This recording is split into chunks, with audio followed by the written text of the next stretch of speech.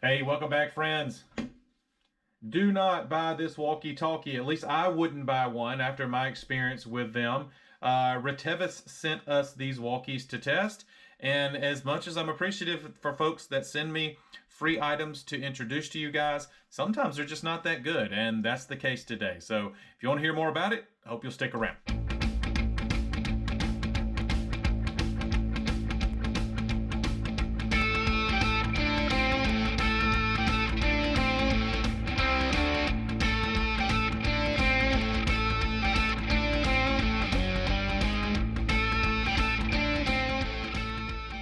Okay, friends, so I'm not going to take you a lot of your time here. It's not a good review, but Retevis reached out to me about 6 months ago and asked if they could send us some walkie-talkies. They gave me a couple of options, and I chose the IP67. This is their waterproof walkie-talkie here. They run right now on their site. They're running $69.99 for a set of two. Waterproof walkie-talkie for kayaking or water sports. Our permanent site is actually on a river. And so I thought this would be great for the kids. We love to send the kids out with walkie-talkies, and so we always have contact with them. It's supposed to float. It's supposed to have a water-activated flashlight. It does have a flashlight, which I can say that's a positive thing about it. And it's got the NOAA weather alerts. I'm reading it from the computer over here, and it's got an SOS signal, USB charging. Kinda. Our USB cable came damaged, so I had to find another one. That was one negative about it. But quite frankly, what we've been using, and here's another shot of those. Okay, nice green color, easy to see if you dropped it in the water, I guess. Like I said, it's supposed to light up the lamp if it falls in the water. I think that's cool. I haven't tested that, but the problem is we've been using these. These are X-Talkers from Midland, and these are so much better than these. Now, Retevis makes a lot of different levels of walkie-talkies, but I would much rather pay, 70, $100 for a set of these X-Talkers from Midland versus these Retevis IP67s here. They haven't held up. Sorry, they have held up. They just haven't performed well. Okay.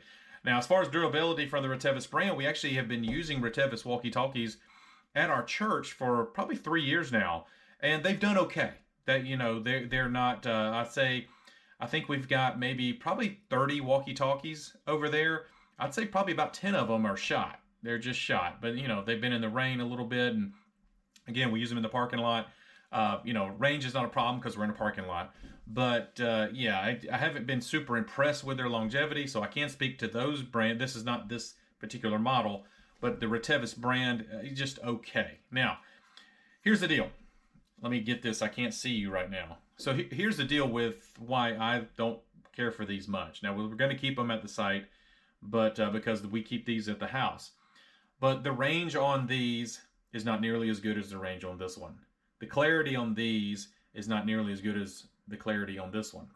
The battery life on these is not nearly as good as the battery life on this one. And you can see that this one is much larger. The green one is much larger than this Midland. Also, the belt clip. It's a pain in the butt for the kids to use this one. This one's super easy. So there you go, guys. There's not a whole lot more to say about it. I did mention the charger came damaged, the charging cable. There's a little charging dock that it comes with. But the charging cable came damaged, so I didn't pick up. I had an extra one around the house. I had to use that, and yeah, it's just been a disappointment.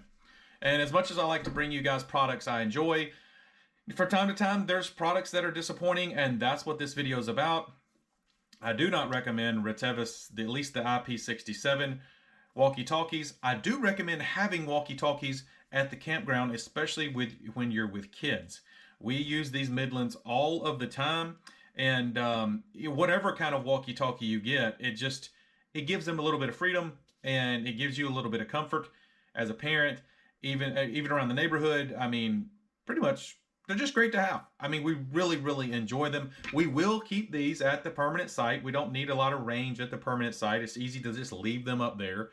But these certainly wouldn't be my choice for an everyday use or a most day use. And I'd be disappointed if I'd paid for them. There you go, guys. Hope you're doing good out there. See ya.